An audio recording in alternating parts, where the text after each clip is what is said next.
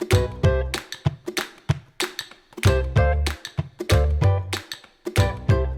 back, guys, to another video on stoichiometry calculations. Before we begin, make sure that you have access to a periodic table, preferably the STAR reference sheet that is provided in this course. Make sure that the periodic table that you are using as reference does have the atomic mass, and specifically that it shows 3 decimal places. So let's go ahead and get started. In a previous video, we've already discussed and performed some examples on molecules, particles, and atoms as they relate to the mole. In this video, we are going to specifically focus on the molar mass. Before we begin with that, we need to go back, review some material about formula mass. Really what we're talking about here is the total mass of a particular compound. This is important to know because if we don't know how to calculate for the total mass, then we will not know what is that relationship that we deal with when we perform stoichiometry calculations later on. So let's go over these 4 examples. And the first thing you have to realize is that you have to have a compound. Once that you have the compound, you need to figure out how many of each atom is present in the compound itself. So let's just start with water, H2O. We have a total of 2 hydrogens.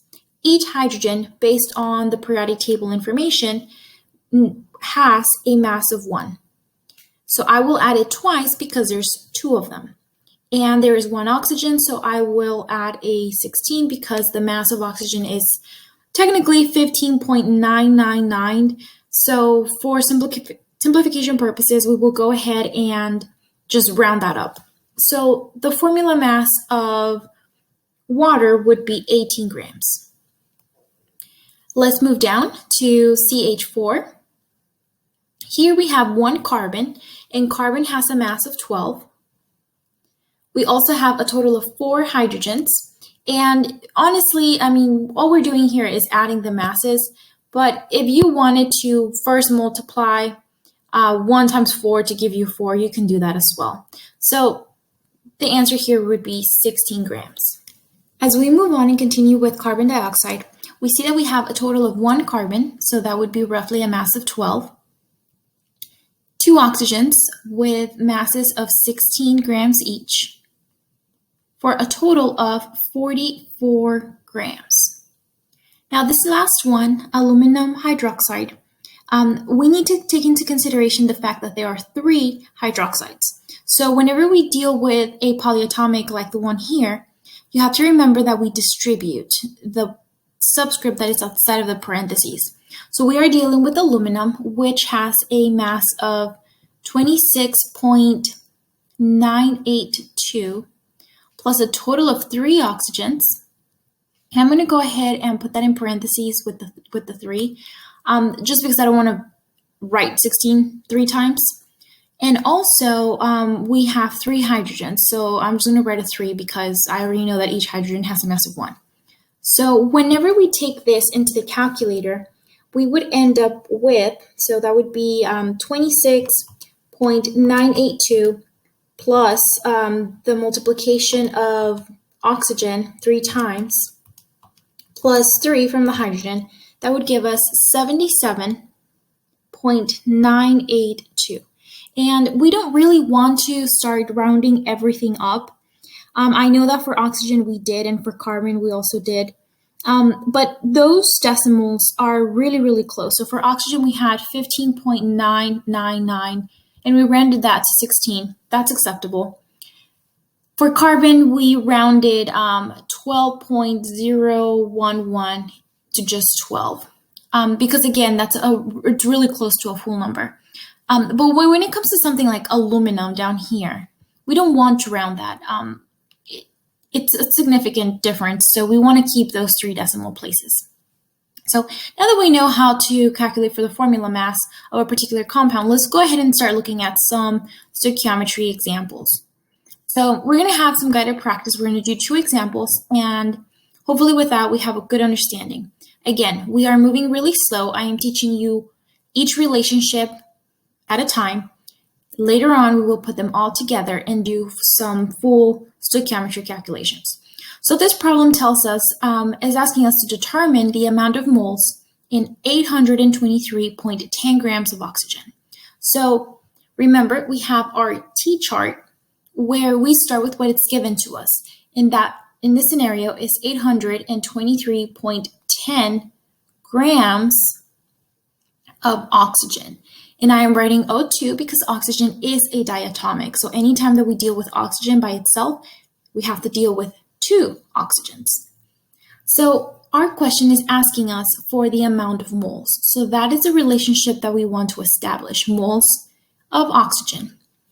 So just like before in our previous video, we want to take the units, whatever those units are, bring them down to cancel. Here we have grams of O2. And we are looking for moles. So we are looking for moles on the top. Now, what is that relationship that exists between moles and grams? And here I'm going to have to go back to this information right here. We said that 1 mole equals to the grams from the periodic table of that particular element, or in our scenario, compound, right? So it really depends. It depends on what? On the identity of that compound or element that we are dealing with. Here is oxygen, O2. So for every 1 mole, we have how many grams of oxygen? Well, oxygen is 16 grams, and there's 2 of them, so that would give us a total of 32. And again, here is why it's so important to remember the diatomic molecules, because the answer that we get at the very end is going to be very different if we forget that oxygen is a diatomic and we only account for the grams as 16 instead of 32. The entire calculation would be wrong. And again, later on, we're going to put all of these steps into one big problem. If you mess up this one relationship, that changes the entire answer for all the other steps. So we need to be very careful and always keep the diatomics in mind. So let's go ahead and put this into the calculator. Remember, we multiply everything at the top, and then we are going to divide it by everything at the bottom. So we are going to have 823.10 times 1, and we're going to divide that by 32.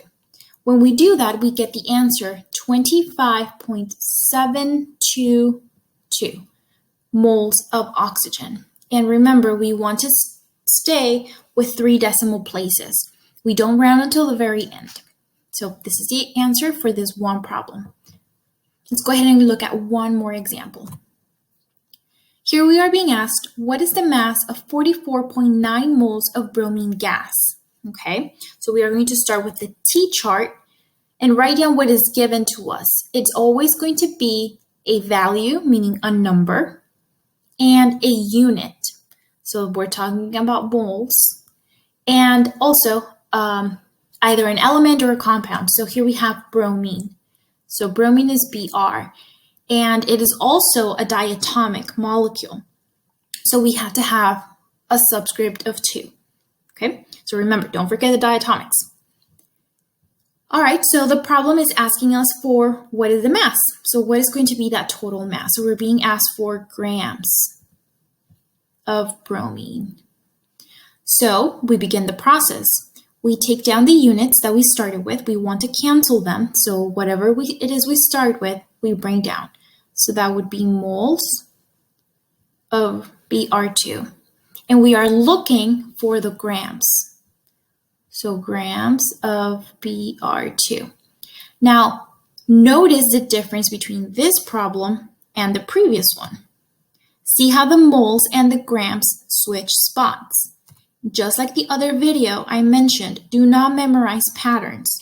Grams and moles could go either on top or bottom. It just depends on the problem. So we don't memorize patterns. We learn the steps. We learn the process. So remember that for every 1 mole, we have the formula mass of that particular compound based on the periodic table. So in our scenario here, we have a total of 2 bromines. So we're going to look back on our periodic table. We're going to look for the mass of bromine. Here I'm going to write it at the top because I don't have space, but it's going to be 79.904. And once you start doing your calculations, do not round until the very, very end, the last answer. So we're going to have this and we're going to multiply by 2 or add it twice, however you want. So we're going to take our calculator here and we're going to do 79.904 times 2 because there's 2 bromines, and that would give us a mass of 159.808. And again, do not round until the very end.